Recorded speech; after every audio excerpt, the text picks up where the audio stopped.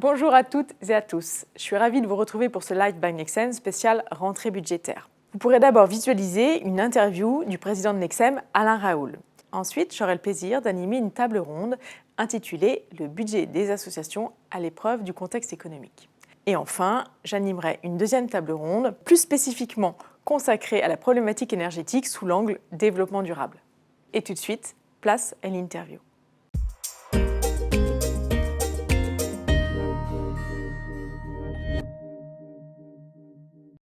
Jean-Christophe Comte, ministre des Solidarités, de l'Autonomie et des Personnes handicapées, a effectivement fait une annonce très importante lors de sa venue à la mêlée qui s'est déroulée le 15 septembre. Cette annonce, c'est en fait la transposition et la traduction pour notre secteur associatif de la revalorisation de l'indice de la fonction publique. Ça se traduira par une augmentation de la valeur du point de 3,1%, ceci à partir du 1er juillet 2022. C'est très important parce que c'est un combat que nous menions, que Nexem menait depuis très longtemps, c'est de se battre pour avoir cette revalorisation. Ça va se traduire par un budget supplémentaire alloué à notre secteur de 900 millions pour l'État et de 260 millions pour les conseils départementaux. Ceci dit, cela n'épuise pas nos demandes par rapport à cette revalorisation. En effet, ces 3,1% ne correspondent pas à la perte du pouvoir d'achat que l'on constate dans notre secteur depuis plus de 15 ans. Et surtout, cela ne concerne pas toutes les personnes qui n'ont pas été revalorisées lors du Ségur. Une deuxième annonce a été faite par Jean-Christophe Comte, c'est la mise en place de la conférence des financeurs. Conférence des financeurs qui avait été promise par le Premier ministre lors de la conférence des métiers du 18 février. Pour nous, le but de cette instance, c'est d'être un espace de dialogue et de décision afin de pallier à un système qui actuellement provoque beaucoup d'inéquité et de traitements différenciés, notamment en matière de financement de nos établissements. Cette conférence, en principe, devrait se tenir au mois d'octobre, mais aucune date très précise n'a été annoncée. On est loin du compte encore, que ce soit en matière de revalorisation des salaires qui sont annoncés. Donc Nexem restera extrêmement vigilant pour que ces mesures et ces financements arrivent effectivement dans les établissements et services chez nos adhérents, bien sûr. Et donc, nous sommes aussi vigilants quant à la tenue de cette conférence et des financeurs et sur les progrès en matière de financement qui seront réalisés. C'est pour ça que nous avons décidé de maintenir la mobilisation le 28 septembre à Paris, mais aussi dans toutes les régions en France. Nous serons très vigilants, notamment lors de la négociation du PLF et du PLFSS. Notre objectif, c'est que les pouvoirs publics reconnaissent pleinement la place de notre secteur d'activité dans le système de santé. Nous sommes actuellement en pleine négociation d'une convention collective unique étendue. C'est pour nous extrêmement important, notamment en ce qui concerne l'attractivité des métiers. Parce qu'au-delà de la question de la valorisation des rémunérations, il y a à construire des parcours professionnels, il y a à renforcer la formation, il y a à donner envie aux personnes de nous rejoindre dans ces métiers qui sont extrêmement porteurs de sens. Les négociations ont démarré, un calendrier de négociation a été élaboré pour la fin de cette année et l'année prochaine, et puis nous sommes dans le dialogue social et nous espérons que ce dialogue social nous fera aboutir à une convention qui est absolument nécessaire pour notre secteur. Vous pouvez suivre l'actualité de ces négociations puisque à chaque fin de négociation, le lendemain, souvent, nos adhérents sont invités à nous rejoindre à travers du WebNégo, consacré donc à l'actualité de ces négociations.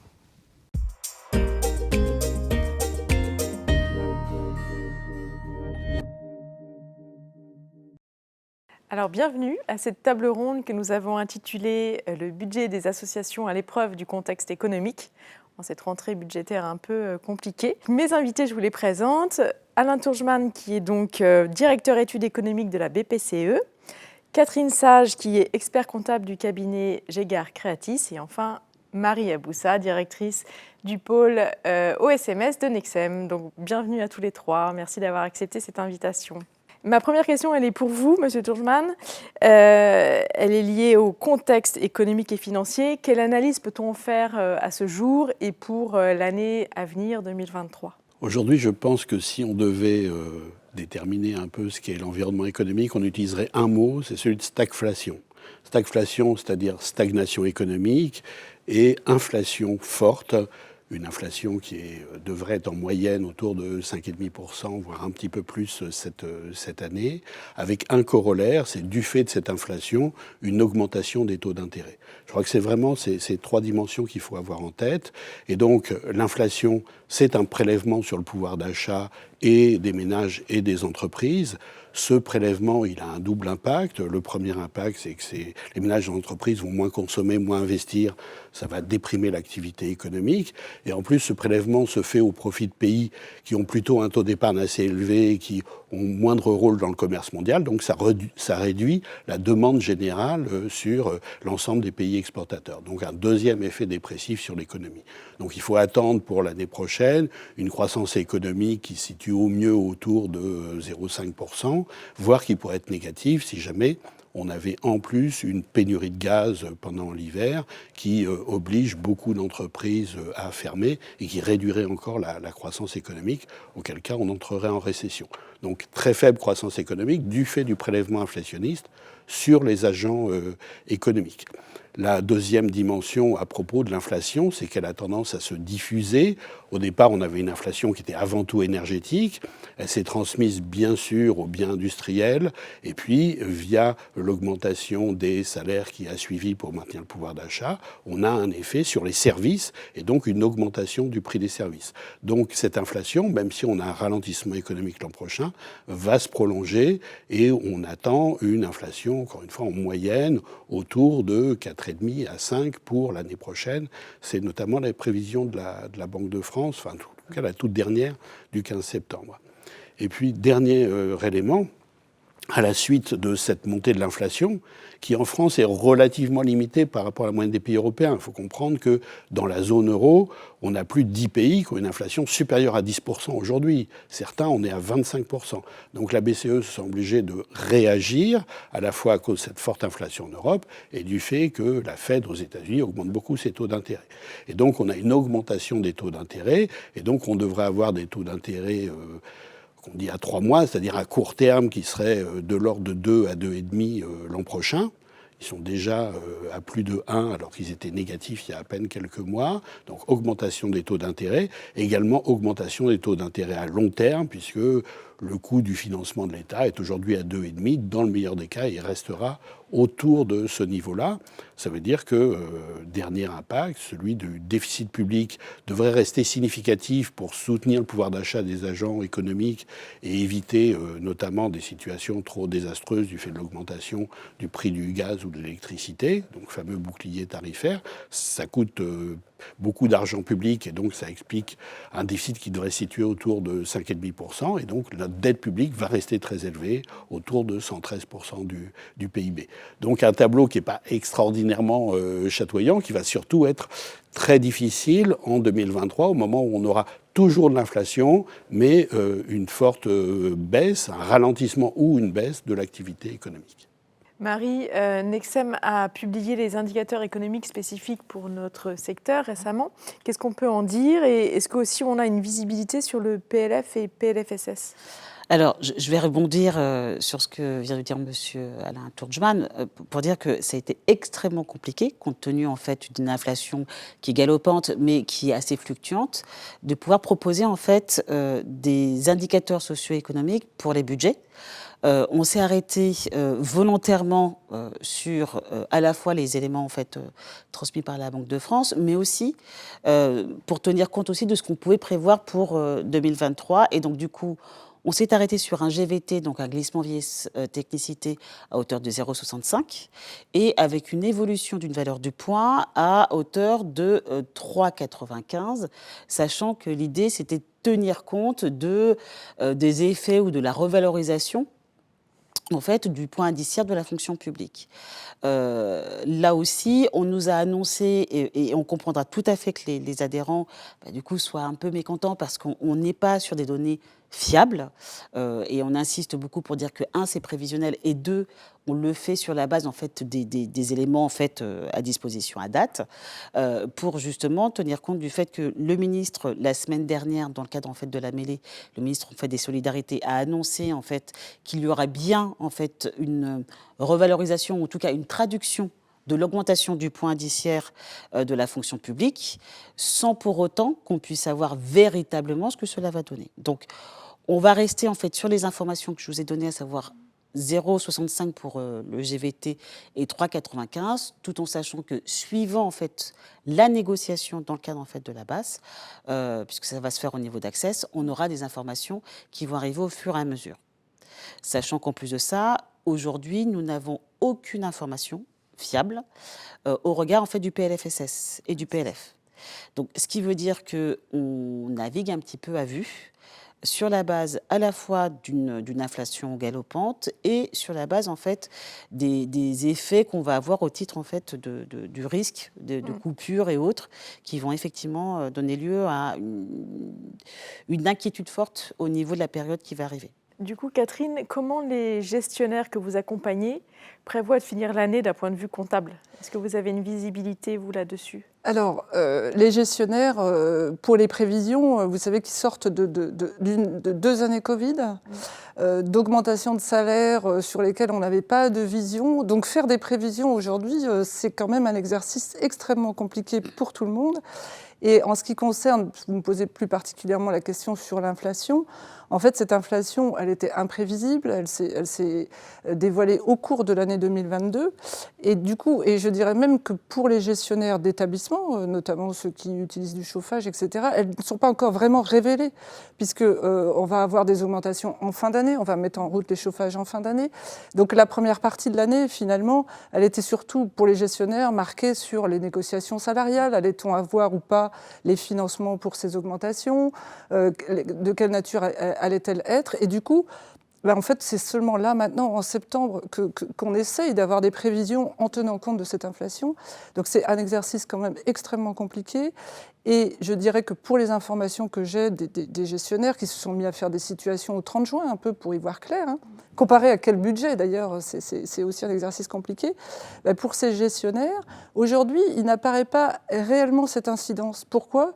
Parce que déjà sur l'économie, sur le début de l'année, il y a malheureusement des postes non pourvus, donc des économies sur le groupe de salaire. Et du coup, on a des dépassements, mais on a du mal à les chiffrer aussi sur les autres groupes fonctionnels.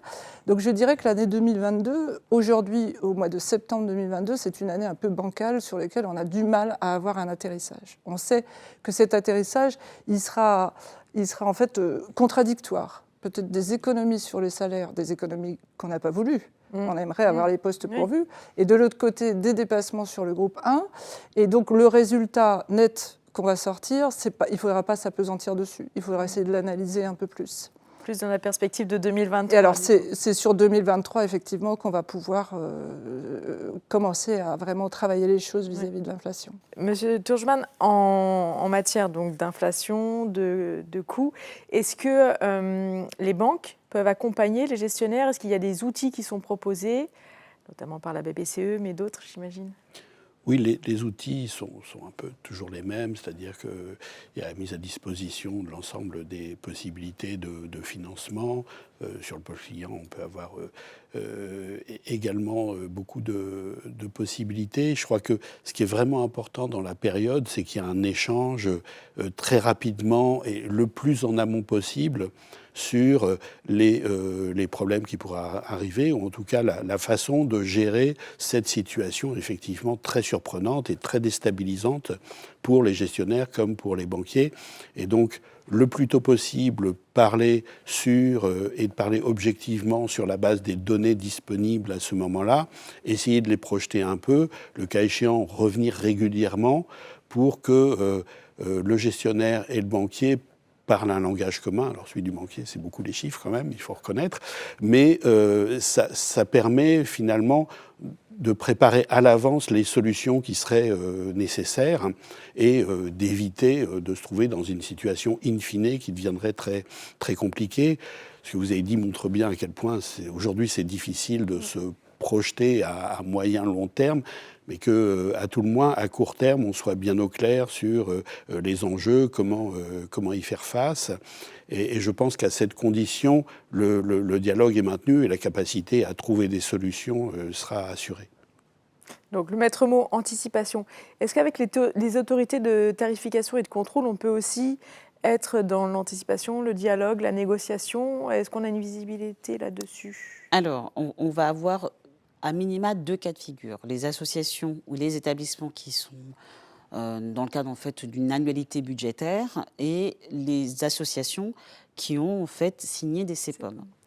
Et là, pour le coup, j'allais dire 2 salles, 2 ambiances. On va avoir d'un côté des organisations qui seront soumises en fait, aux dotations qui seront octroyées de manière annuelle, avec une absence de la prise en compte de l'inflation, donc ce qu'on appelle l'effet prix, pour les groupes de dépenses relevant en fait, des dépenses courantes et pour les dépenses relatives en fait, aux infrastructures. Ça fait plusieurs années que l'on demande à ce qu'il y ait une prise en compte de ce qu'on appelle l'effet prix au niveau des budgets et qui permettent d'absorber les effets en fait, de l'inflation. Donc, si ma mémoire est bonne, on est bien sur une absence de cette prise en compte de l'inflation depuis une dizaine d'années, avec quelquefois, de façon assez aléatoire, la possibilité en fait d'avoir une prise en compte justement de l'effet prix dans le cadre en fait des budgets. Notamment, la dernière fois, ça datait de 2017. Par contre, on se retrouve maintenant pour les associations qui ont signé des CEPOM et donc qui sont en pluriannualité budgétaire, la possibilité quand même de pouvoir négocier des avenants. Et donc, on compte sur le fait qu'il s'agit bien d'une situation exogène et donc qui n'est pas liée en fait à la gestion bonne ou mauvaise en fait de l'organisation gestionnaire, pour qu'il y ait un coup de pouce et qu'on tienne compte en fait de ces dépenses-là. Donc, on espère fortement de la part des autorités de tarification et de contrôle et dans le cadre en fait du PLFSS, enfin de la loi de financement de la sécurité sociale 2023, qu'il y aura bien une prise en compte en fait de ces effets. Est-ce qu'il y a des actions que Nexem entreprend pour aider les gestionnaires sur cette problématique de l'inflation? Oui, comme je le disais tout à l'heure, la question en fait de l'absence de prise en compte de l'inflation au niveau des groupes, des différents groupes en fait fonctionnels des budgets, enfin des budgets, on l'a en fait à plusieurs reprises alerté les pouvoirs publics, donc que ce soit l'administration centrale, les différents ministères, les différents conseils départementaux, pour justement faire en sorte que, dans le cadre en fait, du plaidoyer, on puisse inciter en fait, à ce qu'il y ait une prise en compte de ces effets-là. Donc, on va renforcer en fait, ce plaidoyer encore plus cette année, hein, compte tenu en fait, de la particularité en fait, de l'année 2022. On va aussi insister sur le fait que les organisations gestionnaires du secteur social et médico-social sont des acteurs économiques comme les autres. Et donc, on souhaite aussi avoir accès au bouclier tarifaire, comme ça peut être le cas pour d'autres secteurs, de manière à là aussi pouvoir absorber les effets de l'inflation. Donc ça, c'est sur le volet plaidoyer. Sur le volet partenariat, tout à l'heure, on en parlait, on a des partenaires qui sont là depuis des années et on continue en fait à avoir une logique de partenariat pour justement accompagner le réseau, pour avoir soit en fait une possibilité d'avoir des accompagnements particuliers, des tarifs particuliers, donc on continue sur cette démarche-là.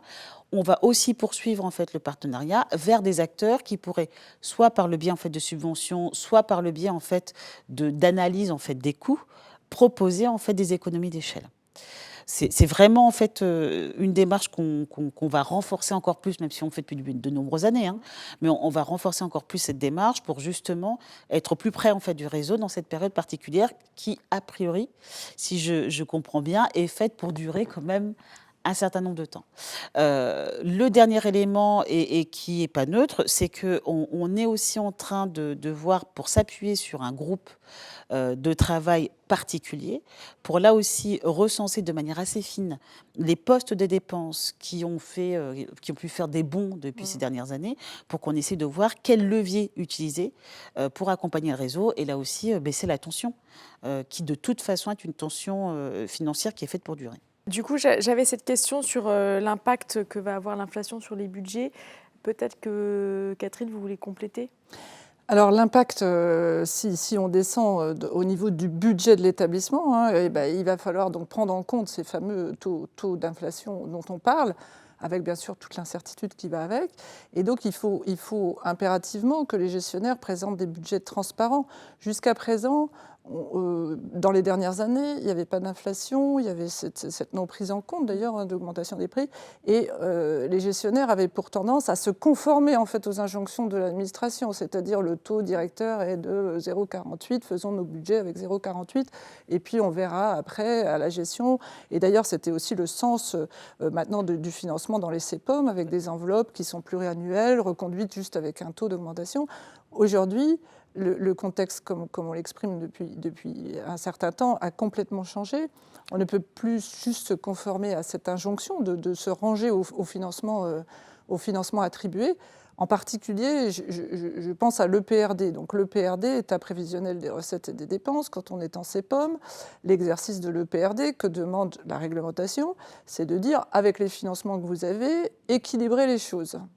Et si vous n'êtes pas en capacité d'équilibrer, eh bien, on va vous refuser votre PRD et on va vous demander de le refaire en trouvant les moyens de l'équilibrer. Aujourd'hui, on ne va pas pouvoir accepter. Ça ne sera pas possible. Et comme vous l'avez dit, le contexte a changé. Il faut que l'administration prenne en compte ces nouvelles données. Et donc, le conseil sera qu'effectivement, en 2023, au moment des EPRD, il faudra être transparent. C'est-à-dire, il faudra dire là où on en est économiquement.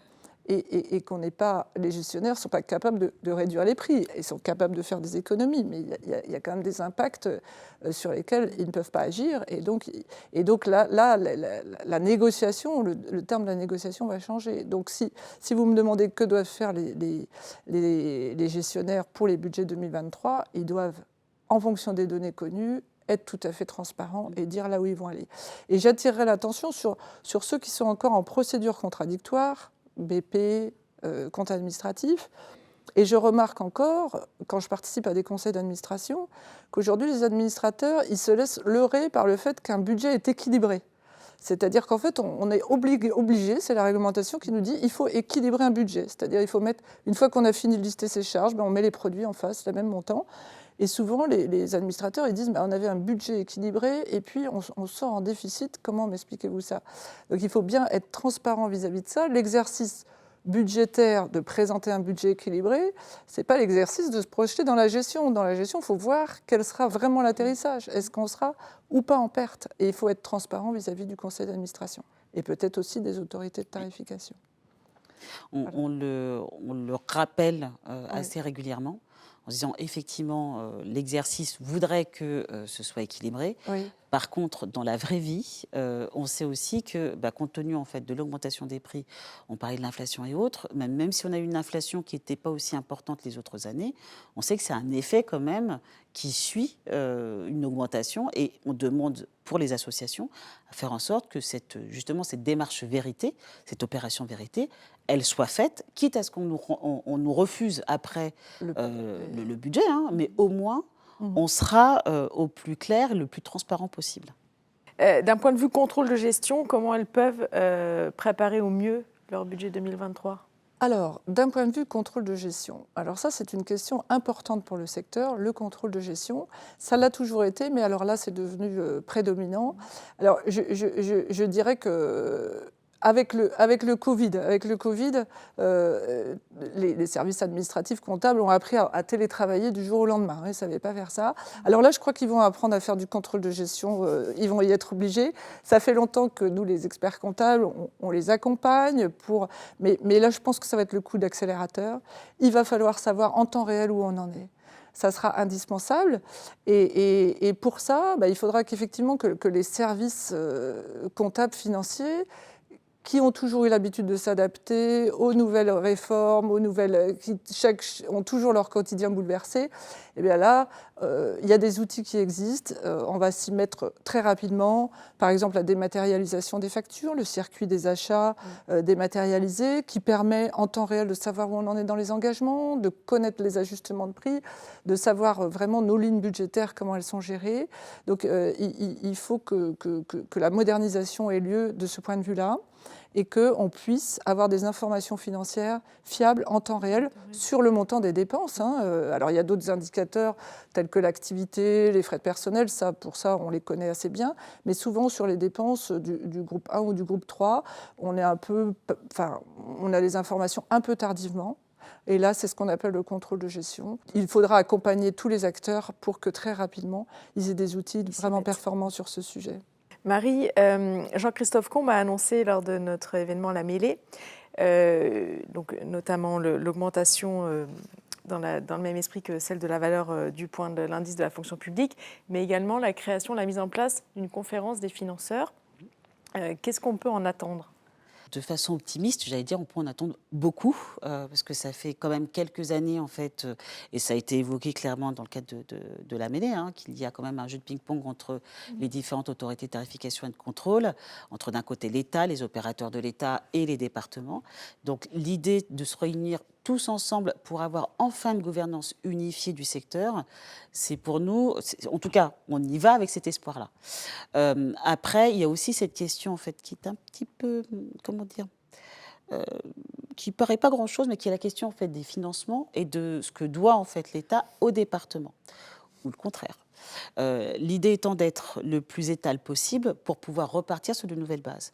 On a des enjeux assez importants en matière de politique sociale et ça ne pourra se faire qu'à partir du moment où les rapports seront équilibrés. Donc on attend quand même au titre en fait, de cette conférence des financeurs qu'on ait à un moment donné une situation claire, fiable et que ça nous permette d'arriver enfin vers une gouvernance unifiée du secteur. Voilà. J'avais une dernière question pour vous, Monsieur Turgeman, qui était plus vers la perspective qu'on peut avoir d'un point de vue économique et financier. À moyen terme, quelles sont les perspectives d'évolution ? Sur quoi on peut parier ? Alors, toujours difficile sur le moyen terme, mais on peut avoir quelques repères. Une inflation qui, même si elle revient à des niveaux plus maîtrisables, sera probablement sur un régime supérieur à ce qu'on avait connu pendant les 10-15 dernières années, où elle était quand même plus proche de 1,5 que de 2. Là, il est probable qu'on ait une inflation plutôt autour de 2, voire supérieure à 2 en moyenne. Donc le sujet de la relation au prix va redevenir un sujet, me semble-t-il, pour un grand nombre de raisons, notamment d'environnement international. Deuxième dimension, il faut s'attendre à vivre avec un environnement de taux d'intérêt qui sera plus celui des taux d'intérêt négatifs, donc quasi nuls, qu'on a connus, et donc à minima d'être sur des taux des coûts de financement qui seraient plutôt proches des 3% que ce qu'on a connu dernièrement. C'est un ordre de grandeur, puisqu'on est sur le moyen terme, je me permets des ordres de grandeur. Et également aussi une transformation de la façon de gérer, d'organiser l'économie. On le voit en matière d'immobilier, je pense que c'est assez représentatif. Aujourd'hui, avec le décret tertiaire et l'obligation de s'intéresser à l'efficacité énergétique de l'immobilier, on est dans une obligation d'investissement pour parvenir, in fine, à des économies de coûts d'usage, à des économies de fluide, donc d'énergie, d'eau, etc. Et ça, c'est une démarche qui va devenir de plus en plus importante. Et alors, qui est importante sur l'immobilier, qui va probablement se diffuser à d'autres secteurs, mais qui nous montre aussi une réorientation de la façon de gérer et de la façon de créer de la valeur dans l'économie, parfois simplement en investissant pour faire des économies de coûts futurs. Et je pense que ça, c'est aussi une orientation à laquelle il faudra beaucoup prêter attention. Et ça suppose des investissements et donc des dépenses au départ. Et là encore, je pense que peut-être la conférence des financeurs peut être importante. En tout cas, on aura à cœur de défendre et de mettre en avant 3 dimensions. Vous parliez des effets du décret tertiaire, mais de façon générale, c'est la question en fait de la transformation écologique, qui pour nous est un élément, je dirais, un élément important en tant qu'acteur de l'économie sociale et solidaire. On va avoir la question en fait de l'attractivité des métiers et on en a largement parlé lors des différentes semaines pour justement permettre de faire en sorte qu'on ait les moyens en fait des politiques sociales. Et on va avoir aussi le fait, comme vous le disiez, de tenir compte maintenant de l'inflation. Donc même si elle ne sera pas dans les niveaux qu'on va avoir cette année et l'année prochaine, de façon durable. Donc je dirais les associations vont devoir faire face en fait à ces trois défis-là. Dans l'objectif, bien évidemment, d'accompagner les personnes les plus fragiles. Donc, c'est vraiment des éléments contextuels qui vont devenir de plus en plus structurels. En tout cas, cette question sous l'angle développement durable, c'est une parfaite transition pour notre table ronde suivante. Je vous remercie à tous les trois pour cette participation. Je vous libère et j'accueille maintenant les invités du débat.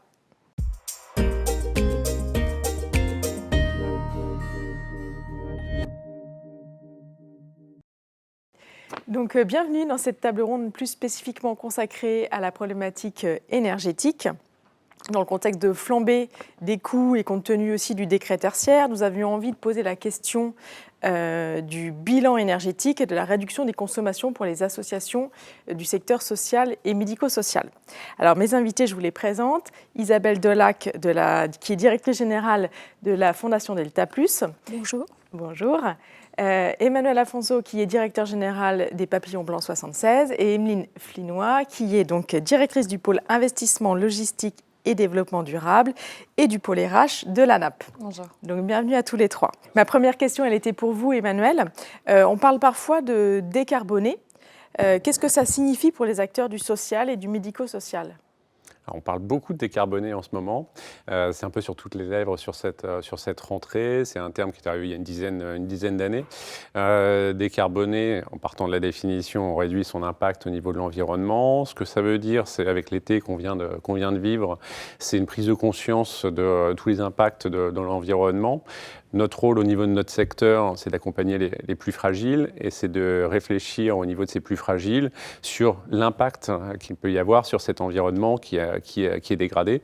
Pour le secteur, c'est une prise de conscience décarbonée. C'est une prise de conscience qu'on est un acteur social, économique, mais aussi environnemental, et qu'on est des pollueurs à travers tout ça. Et donc, c'est cette prise de conscience qui débute. Alors, est-ce que vous voulez nous parler tous les deux de vos politiques, les politiques développement durable que vous avez mis en place dans vos associations respectives? Peut-être Isabelle, si vous voulez commencer. Alors, à la Fondation Delta+, centre de la France, autour de Limoges, il est inscrit dans notre projet stratégique pluriannuel un axe qui est de développer la responsabilité sociétale de la Fondation. C'est dans ce cadre-là que tout cela s'inscrit. Ça a donc été décliné. Nous avons fait tout un travail très collectif en embarquant tous les collègues là-dessus. Et effectivement, nous sommes sur le coup engagés en labellisation RSE. Toutes les questions de développement durable sont abordées, mais pour nous, ce qui était très important pour que nous aboutissions à quelque chose, c'est comme vient de le dire Emmanuel, c'est que nous embarquions tout le monde et qu'en priorité, il y ait une prise de conscience collective, à la fois des salariés et des personnes accompagnées, de toutes les parties prenantes, autour des questions de notre impact, alors effectivement social et économique, mais dans le cadre de cette émission, notre impact environnemental. Donc nous nous sommes organisés, nous avons tout un système qualité autour de cela. Et aujourd'hui, donc, une des priorités a été de recruter des experts. Nous avons une responsable HSE que nous avons recrutée avec une appétence particulière pour les questions relatives à l'environnement. Nous avons fait travailler les services ensemble, tout ce qui est de l'ordre de la maintenance, des achats et donc HSE, afin de pouvoir avoir des suivis de tout ce qui est nos impacts énergétiques. À partir de cela, nous avons des tableaux de bord qui nous aident beaucoup à suivre tout cela. Nous avons des revues énergétiques et nous avons constitué nos plans d'action et nos plans pluriannuels d'investissement en fonction de cela. Ça ne se fait pas en 5 minutes. J'imagine. Et donc vous, Emmanuel, dans votre association, comment vous avez structuré la démarche ? Donc les Papillons Blancs 76 portent bien leur nom. On est en Seine-Maritime. La démarche, elle est peut-être un peu complémentaire de celle d'Isabelle, à part de 2014. Donc ça date un peu en termes d'ancienneté. Ça part du public qu'on accompagne, des résidents et des usagers, qui nous interpellaient sur finalement l'impact climatique, mais avec des choses très concrètes, hein, sur des balades en forêt, sur la pollution qu'ils pouvaient voir. Et ils posaient beaucoup de questions au niveau des professionnels. Les professionnels nous posaient des questions aussi sur finalement quels étaient les champs possibles d'action. Et quand on touche à ce sujet-là, c'est un peu vertigineux parce qu'il faut un début. Il faut se dire par quoi on commence. Et donc on a commencé par déjà essayer de convaincre. C'est la première chose, convaincre un conseil d'administration, de se dire qu'on a le secteur, on a nos priorités, on les connaît, on est en période de tension, mais il y avait cette notion de développement durable, donc c'était déjà de convaincre le conseil d'administration qu'il y avait une priorité et qu'il y avait un impact sur l'accompagnement. Donc on a fait un film au niveau d'une assemblée générale, et on l'a inscrit dans le plan au niveau du projet associatif, et depuis, il s'est déployé. Donc ça, c'était la première chose, convaincre. La deuxième, c'était prioriser quels allaient être les axes. On retrouve des éléments avec des audits aussi pour savoir mesurer d'où on partait. Des audits au niveau du bâtiment, au niveau énergétique, des audits au niveau de notre parc automobile. On avait un parc automobile d'une 50aine de véhicules, la plupart en diesel, en centre-ville. Alors, il y avait l'aspect économique à l'époque, de se dire oui, ça coûtait moins cher, mais quel était l'impact réel? Donc, ça a été cette transformation hybride électrique. Des changements en termes de management aussi, c'est-à-dire au niveau des professionnels, dans nos recrutements, cette notion de RSE et de développement durable, c'est une partie des critères de recrutement pour que les collaborateurs aient aussi cette visée-là. Après, sur la méthodologie, parce qu'on peut se lancer, je l'ai dit, c'est vertigineux, il faut le suivre. Donc, on a une commission, mais un peu spécifique. On a une commission qui suit ces sujets, mais qui est composée de toutes les parties prenantes qui ont une appétence sur le sujet. Ça peut partir d'un moniteur éducateur, ça peut être un travailleur des AT qui a une spécialité dans le paillage en termes de développement durable, ça peut être un stagiaire, s'il souhaite. Et cette commission prend une thématique et on la déploie. Et tant qu'on n'a pas finalisé cette thématique, on ne passe pas à la suivante. Parce que ça, c'est important aussi de pouvoir suivre, mesurer, évaluer et concrétiser pour pouvoir avancer. Donc, on a encore beaucoup de champs à mener, mais on a un parcours qui est déjà assez riche. Oui, et du coup, vous avez déjà pu mesurer l'impact de vos plans d'action ? Oui, à plusieurs niveaux. Au niveau énergétique, déjà, quand on travaille sur le bâtiment, on a une meilleure qualité au niveau du bâtiment et au niveau énergétique. On a évidemment au niveau automobile des réductions en termes de frais, même s'il y a un investissement à la base. Sur des nouvelles créations de structures, on a aussi des réductions de factures énergétiques aujourd'hui. Et puis plus globalement, et ça me semble être le plus important, il y a une dynamique. Il y a une dynamique qui est là, que ce soit au niveau des équipes, que ce soit au niveau des usagers qu'on peut accompagner, que ce soit au niveau des bénévoles. Et c'est cette dynamique qui est très forte et qui est à entretenir.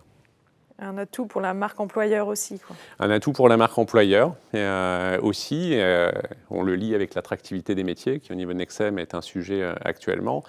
Si on n'est pas sur ce sujet du développement durable, comment fait-on pour être attractif au niveau du recrutement des professionnels? Un jeune professionnel, parce que les jeunes professionnels ont ce regard assez incisif sur le sujet, entre plusieurs associations ou fondations, si on ne s'intéresse pas à ce sujet-là, ils iront là où il y a une notion de développement durable. Et vous, Isabelle, à la Fondation Delta+, vous avez pu déjà ressentir mesurer votre retour sur investissement, si on peut dire? Pas encore en matière énergétique, parce qu'effectivement, on a des bâtiments très énergivores et que la conjoncture fait. C'est très difficile, je pense qu'on en parlera plus tard, mais c'est très difficile de mesurer cela aujourd'hui, puisque ça va à l'inverse. Par contre, ce que l'on mesure, c'est qu'effectivement, en termes d'organisation, on peut aujourd'hui mesurer ce que nous coûte un bâtiment de façon très très exacte, ce que nous coûtent nos consommations d'eau par personne. Enfin, on est devenu très pointu en termes de mesures et ça nous permet par contre d'avoir des plans d'action au plus près des besoins. Ce que l'on mesure aussi, et je rejoins complètement Emmanuel, c'est la question de l'engagement de tous les salariés et de toutes les personnes pour trouver des solutions au plus près du terrain. Le développement durable et l'attention aux consommations, c'est vraiment au plus près du terrain que ça se travaille. C'est pour ça qu'il faut vraiment embarquer tout le monde. C'est fondamental en termes de développement durable. Et on mesure aussi la question du sens au travail, puisque dans un contexte extrêmement tendu au niveau des recrutements, effectivement, sur une région qui n'attire pas particulièrement, nous n'avons aucun poste vacant pour l'instant. Super. Et dans les entretiens, c'est vrai que c'est demandé. On demande qu'est-ce que vous faites pour cela. Du coup, c'est assez fédérateur, quoi. C'est complètement fédérateur, oui. Démarche, super. Donc, vous parliez de mesures. Il y a un outil qui s'appelle le bilan carbone. Qu'est-ce que c'est exactement? Quel est son intérêt? Comment on le met en place? Est-ce que vous pouvez nous en parler, Emeline? Peut-être d'abord rappeler, mais vous l'avez un peu évoqué, l'impact du secteur de la santé sur les émissions carbone est aujourd'hui plus à démontrer. Le secteur santé, entendu lato sensu sanitaire et médico-social et social, représente 8% des émissions nationales. Et si on le traduisait comme si on était un pays, on serait le 5e pays le plus producteur au monde en termes d'émissions carbone. Donc il y a donc un impératif à agir, vous le soulevez dans les témoignages éclairants qui sont les vôtres. À partir de là, comment est-ce qu'on peut agir pour travailler à décroître cet impact carbone si on n'est pas en situation de dire combien on émet?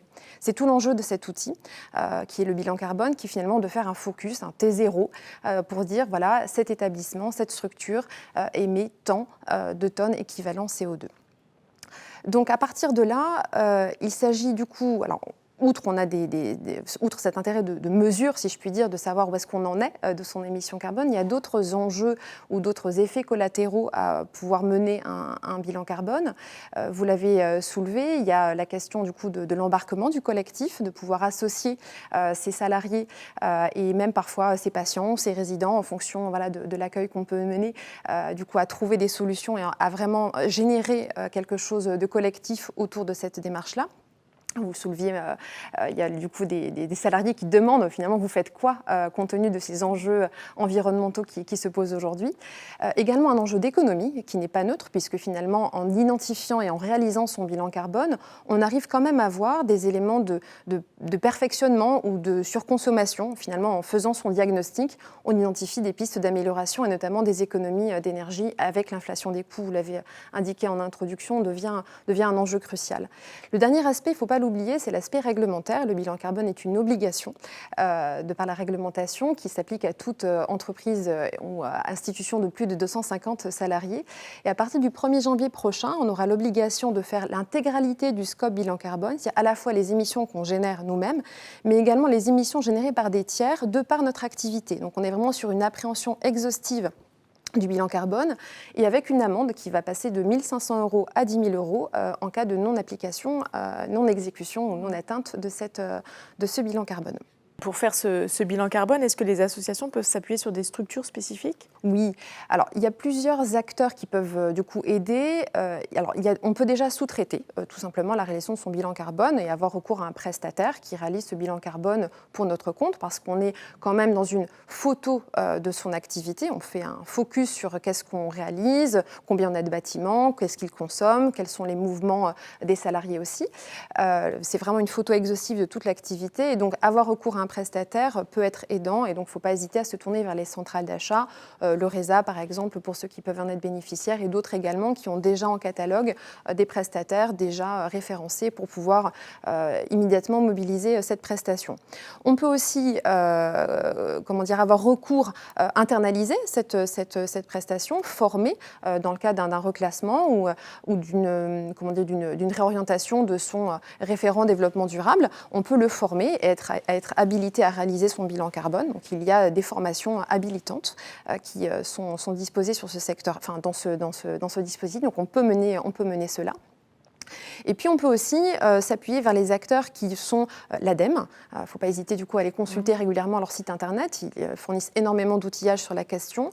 L'association Transition Bas Carbone, qui, elle, préconise des différents éléments, différents outils et donne également des astuces et des conseils sur la réalisation de son bilan carbone. La PHP, qui a une unité développement durable vers laquelle les établissements peuvent se tourner sur simple demande pour récupérer différents outils. Et puis la NAP, qui est une agence d'expertise et de conseil qui est accessible à l'ensemble du secteur social, médico-social et sanitaire également.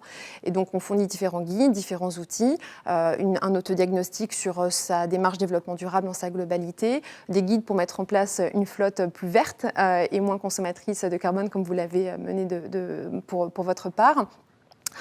Et puis, c'est également ce pouvoir, en rejoignant la NAP, s'appuyer sur un réseau d'experts, des équipes qui sont également composées d'ingénieurs et qui peuvent aider à débroussailler le sujet et répondre à des questions techniques qui peuvent se poser.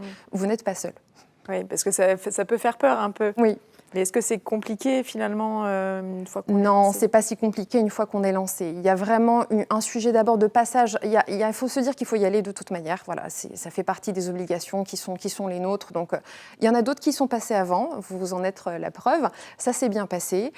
C'est vraiment cette photo-là qui est nécessaire pour ensuite traduire en plan d'action la décroissance de sa consommation carbone. Et aujourd'hui, les enjeux de performance énergétique, que ce soit les enjeux de décret tertiaire et les enjeux économiques et de QVT, nous obligent à aller dans cette démarche-là. Emmanuel, il y a sans doute un coût à ce bilan carbone. Comment l'association des Papillons Blancs 76 a pris en charge ce coût ? Et est-ce que vous avez eu le sentiment qu'il y a eu un retour sur investissement qui s'est fait assez rapidement ? La question, c'est finalement, est-ce que ce modèle, au niveau économique, il tient ? Ce qui a été dit au niveau de la nappe, on a des indicateurs plutôt quantitatifs aujourd'hui, plutôt financiers au niveau de nos structures, et c'est comment on passe sur des indicateurs un peu de performance et qualitatifs. Donc on se lance là-dessus. En fait, la réponse, on ne la connaît pas. C'est-à-dire qu'on n'a pas le coût aujourd'hui des énergies fossiles. Quand on crée un bâtiment et qu'on va dans cet investissement-là, connaître le coût du pétrole dans 30 ou 40 ans, on a du mal à le faire sur un mois, donc on ne l'a pas. Par contre, on sait qu'on est dans la bonne direction. Et la notion dans les négociations avec les financeurs, c'est de se dire, on fait des projections, mais est-ce que ça va être à partir de 20 ans, 25 ans ou 10 ans qu'on va l'amortir ? En tout cas, on est dans la bonne direction et on raisonne en termes de qualitatif et l'économie sera là au bout. Pour compléter peut-être, ce qu'on sait dire aujourd'hui, c'est qu'il y a un coût à l'inaction. Ne pas faire, ça représente des dépenses de toute manière induites, qui sont aujourd'hui avérées. On ne peut plus ne pas agir sur cette question-là. On sait que ne pas agir, ne pas engager cette démarche-là, de s'engager vers une décarbonation, une réduction de ses consommations énergétiques, va être à très court, moyen et long terme plus coûteux que de ne pas s'engager dans la démarche. Isabelle, comment vous envisagez la Fondation Delta Plus cette rentrée budgétaire avec ces coûts qui montent en flèche ? Comment ça se présente au Eh niveau bien, du je vais budget ? rebondir sur ce qu'ont dit Emmanuel et Emeline. En effet, c'est une rentrée très complexe. C'est une rentrée très complexe puisque nous avons engagé des actions depuis plus de 5 ans, que nous sommes convaincus, comme le dit très bien Emmanuel, qu'il faut agir parce que notre modèle économique actuel ne peut pas tenir et est destructeur à tous les niveaux, au niveau de l'emploi, au niveau de l'environnement. Donc nous envisageons la rentrée budgétaire avec difficulté, puisqu'effectivement les matières premières énergétiques ont... Voilà, là où je travaille, nos contrats ont été multipliés par 5, par exemple sur l'électricité. À partir de fin 2023, nous ne savons pas ce qu'il en sera du gaz. Donc je ne vais pas rentrer dans du technique, mais nous sommes en lien avec nos autorités de tarification, en négociation, puisqu'effectivement... nous n'avons pas les moyens de financer notre énergie là, aujourd'hui, tout de suite. Ça, c'est factuel.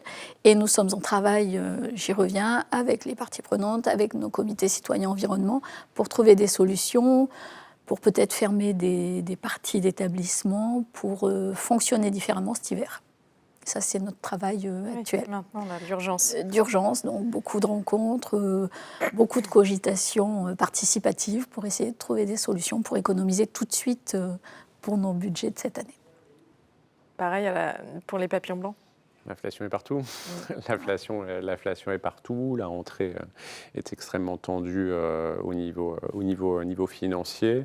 Mais ça nous pousse aussi à agir sur ces thématiques-là. On revoit tout notre programme d'investissement l'année prochaine avec cet axe-là. Donc on a cet aspect court terme qu'on ne peut pas balayer d'un revers de la main, mais profiter de ces investissements pour essayer de voir à long terme avec, comme vous l'avez très bien dit, avec de toute façon cette réduction de la ressource qui arrive, qui n'est pas infinie, et c'est comment on se transforme. Est-ce que la NAP a des conseils pour réduire les factures de manière... Les factures d'énergie. On a diffusé il y a quelques jours une webconférence justement sur cette thématique, sur comment réduire 10 conseils pour réduire sa facture d'énergie. Je ne vais peut-être pas les lister les 10 et vous pouvez retrouver sur notre site une synthèse de ces 10 conseils. Peut-être venir sur 4 gros thèmes finalement de travail qu'on peut mener assez rapidement pour réduire sa facture d'énergie. Le premier, c'est de retravailler les contrats, vous l'avez dit. Il faut vraiment s'assurer que la puissance appelée, le contrat qu'on a souscrit en termes de puissance, est corrélé à la réalité des besoins bâtimentaires qui sont les nôtres. Il y a des sources d'économie qui sont très substantielles en vérifiant si effectivement la puissance appelée, la puissance souscrite est corrélée à ces besoins-là. C'est également valable pour le réseau de chaleur. Quand on est raccordé à un réseau de chaleur urbain, il faut s'assurer que ce qu'on appelle le règlement de service, qui est finalement comment dire, les obligations que nous avons, enfin que vous avez avec le fournisseur, sont bien atteintes et respectées pour s'assurer que le débit de puissance est le bon. Donc le premier, contrat. Le second, c'est de vérifier ces équipements. Des équipements maintenus, nettoyés, entretenus, c'est déjà aussi contribuer à réduire leur consommation énergétique. Et c'est également s'assurer de bien les calibrer aux justes besoins. Et je parle d'équipement vraiment global, tout ce qui effectivement est amené à être consommateur. On n'est pas obligé d'avoir un équipement qui fonctionne à 100% de sa puissance en permanence. On peut travailler à réduire du coup et à recalibrer, à justement dimensionner l'utilisation de chacun de nos équipements. Le troisième aspect, alors c'est vrai qu'on a souvent des bâtiments vétustes, obsolètes, donc parfois régler les équipements ou les réseaux de chaleur ou les équilibrages sont difficiles. On peut quand même mener des petits travaux d'investissement à court terme qui sont quand même, sur lesquels on sait démontrer qu'il y a des retours en termes d'efficacité énergétique. C'est l'installation de LED, c'est l'installation de détecteurs de présence, c'est s'assurer qu'on a bien calorifugé son réseau et qu'on n'a pas finalement un réseau qui chauffe à perte l'extérieur, en tout cas non pas la bonne justesse. C'est installer des robinets thermostatiques. On sait que sur ces aspects-là, ces quatre items, et il y a d'autres exemples à donner, là pour le coup on n'est pas sur des gros investissements très très lourds et très compliqués. Ils sont gérables dans un budget et surtout ils deviennent de plus en plus rentables. C'est-à-dire que l'inflation du coût de l'énergie fait que finalement ces travaux-là, il y a 5-10 ans, vu le coût de l'énergie, certains s'engageaient dedans et se disaient bon, je le fais pour la planète, mais finalement, sur ma facture, c'est assez peu représentatif. Là, aujourd'hui, ça devient vraiment, vraiment intéressant de s'engager dans ces petits travaux. Le quatrième axe de travail, mais vous l'avez tous les deux soulevé, c'est s'appuyer du coup sur le terrain. Quand on est en établissement et qu'on dirige une structure, on n'est pas dans la totalité du bâti, on n'est pas dans la totalité du service et nos salariés, les patients, les résidents, les personnes qu'on prend en charge, elles sont là et elles peuvent identifier des déperditions de chaleur, des problématiques. Donc finalement, embarquer tout le monde et ça permet à la fois de sensibiliser à l'implication de l'établissement, de la structure dans cette démarche-là positive. Et ça permet aussi quand même d'avoir des remontées terrain efficaces sur des réalités de petites actions concrètes qu'on peut mener. Finalement, c'est un peu l'affaire de tous. Oui. Vous avez d'autres conseils peut-être ? Alors, moi, je rebondis sur ce que dit Emeline. J'abonde sur tout ce que vous avez dit et c'est effectivement tout à fait nos plans d'action. Et d'où l'importance aussi de travailler main dans la main sur les services achats, maintenance et HSE, parce qu'effectivement, c'est extrêmement lié sur ce que l'on croit être des petites économies, mais sur des grosses structures comme nous qui deviennent des économies très importantes. Mais il faut être en lien. Le lien et le terrain, je pense que c'est fondamental. Et puis, il y a aussi un thème qu'on n'a pas encore abordé, mais c'est comment, finalement, on ne crée pas du tout d'énergie. Donc, comment, avant de la réduire, c'est comment on fait attention à, finalement, ne pas l'utiliser. Donc, on a plusieurs chantiers qui sont en cours sur la réduction du papier, sur une numérisation, alors qu'ils polluent d'un autre côté. Donc, il faut être aussi vigilant à cette numérisation. Mais il y a cette réduction et puis, il y a aussi toute la récupération des matières, je pense aux récupérations des eaux de pluie qu'on peut utiliser avec un système de toit. Et on a vu que la ressource en eau cet été était très importante pour les structures qui ont des ESAT au niveau du maraîchage, c'est important sur comment on nettoie. Donc c'est vraiment un plan global, mais aussi de réduction et de se dire est-ce que j'ai vraiment besoin d'utiliser cette énergie, oui ou non, avant d'être sûr comment on la diminue. Alors pour rebondir et pour donner un peu de chiffres, donc dans la Fondation Delta+, il y a un foyer de vie qui accueille 28 personnes. Nous avons des bacs à récupération d'eau, mais enterrés, qui ne se voient pas du tout, qui ont été construits. Et ça représente 65 000 litres d'eau par an qui partent dans les chasses d'eau, quand même. Donc qui sont économisés, qui sont récupérés. Oui, ça peut être énorme. J'avais une dernière question, Emmanuel. Avec votre casquette d'administrateur Nexem, quelles sont les actions, les pistes de réflexion que Nexem a entreprises sur ces thématiques-là ? Alors Nexem est engagé déjà depuis plusieurs années sur ce sujet. En 2017, une convention avec le ministère de l'écologie. En 2021 et en 2022, sur le CEC, avec un engagement de Nexem qui représente tout le secteur avec 150 acteurs économiques. Donc ça, c'est pour les engagements. Et puis là, pour passer vraiment dans l'opérationnel, il y a une volonté forte au niveau de Nexem d'avoir une feuille de route sur 2022-2023, avec des axes qu'on a un peu repris, mais qui sont déjà convaincre, reprendre sur cette partie-là, avec des formations qui seront proposées, formation aux administrateurs, formation au niveau des salariés, formation aux délégués régionaux, formation aux conseillers territoriaux, qu'on ait une vue vraiment globale au niveau national. Et puis l'accompagnement des adhérents, c'est-à-dire que on a des degrés de maturité très différents selon les adhérents, et c'est comment on va les accompagner, comment on va les former, comment on va leur donner les bons interlocuteurs pour pouvoir avancer. Et ça peut passer par exemple sur des accords mobilité qu'on doit tous mettre en place. Est-ce qu'on propose des accords mobilité ou pas? Donc on verra quels sont les axes prioritaires, mais une feuille de route très ambitieuse qui sera déclinée là, sur cette année. Bien, en tout cas, notre émission touche à sa fin. Je vous remercie de l'avoir suivie. J'espère qu'elle vous aura été utile. Je vous dis à bientôt pour un nouveau live by Nexem.